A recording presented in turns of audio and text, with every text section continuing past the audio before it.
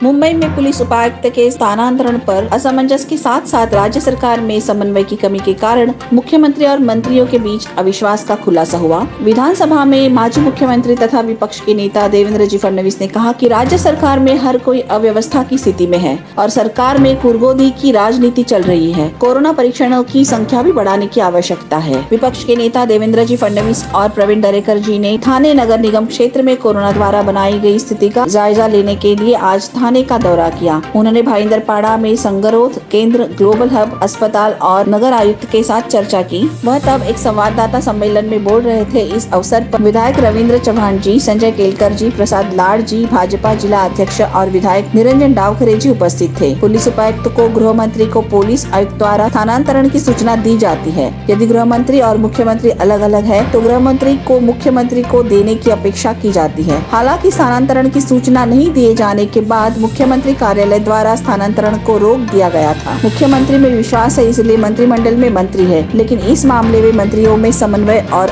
अविश्वास का पूर्ण अभाव रहा। मुख्यमंत्री और मंत्रियों के बीच कोई समन्वय नहीं है। इस सरकार में कभी मंत्री, कभी सचिव तो कभी अधिकारी फैसले सुनाते हैं। कभी कभी निर्णय सीधे मुख्यमंत्री द्वारा लिए जाते हैं। देवेंद्र फडणवीस जी ने कहा कि हर कोई प्रमुख बनने के मूड में है। MMRDA क्षेत्र में कोरोना राज्य में 73% मौत एजेंसियों के बीच समन्वय की कमी के कारण होती है। कोरोना परीक्षणों की संख्या बहुत कम है। 2 दिन में आने वाली रिपोर्ट कुछ स्थानों पर 4 दिन में आती है, इसलिए कई बार मरीज की हालत गंभीर होती है। इसलिए परीक्षणों के परिणाम 24 घंटों के भीतर उपलब्ध होने चाहिए। उसी समय रोग सूचक रोगियों को कोरोना रोगियों के रूप में माना जाना चाहिए, ऐसे फडणवीस जी ने कहा। महाराष्ट्र में देश में सबसे अधिक परीक्षण क्षमता है, लेकिन राज्य सरकार द्वारा परीक्षण नहीं किए जाते हैं। वर्तमान में दिल्ली परीक्षणों में पहले स्थान पर है। उन्होंने यह भी कहा कि अतिरिक्त परीक्षणों के कारण दिल्ली में रोगियों की स्थिति में सुधार हुआ है। हालांकि महाराष्ट्र में मुंबई और महानगरीय क्षेत्रों में रोगियों की संख्या कम करने का प्रयास किया जाता है। फडणवीस जी ने आरोप लगाया कि भविष्य में लोगों का जीवन खतरे में पड़ रहा है। मराठा आरक्षण का मुद्दा राजनीति से परे है और राज्य सरकार को तमिलनाडु की तर्ज पर मराठा आरक्षण को बनाए रखने के लिए एक सचेत प्रयास करना चाहिए, ऐसे फडणवीस जी ने कहा।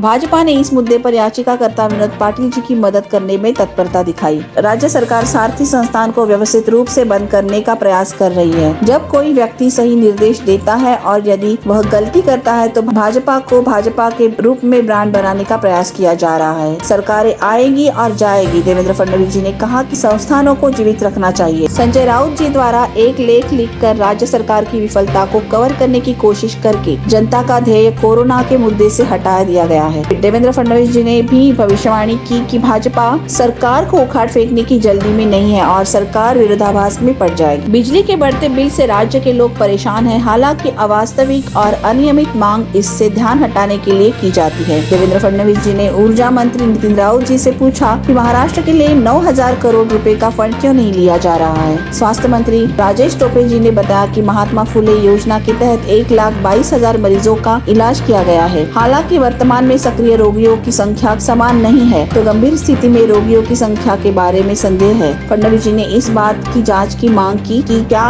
कुछ अस्पताल इस अवसर पर रैकेट संचालित कर रहे थे।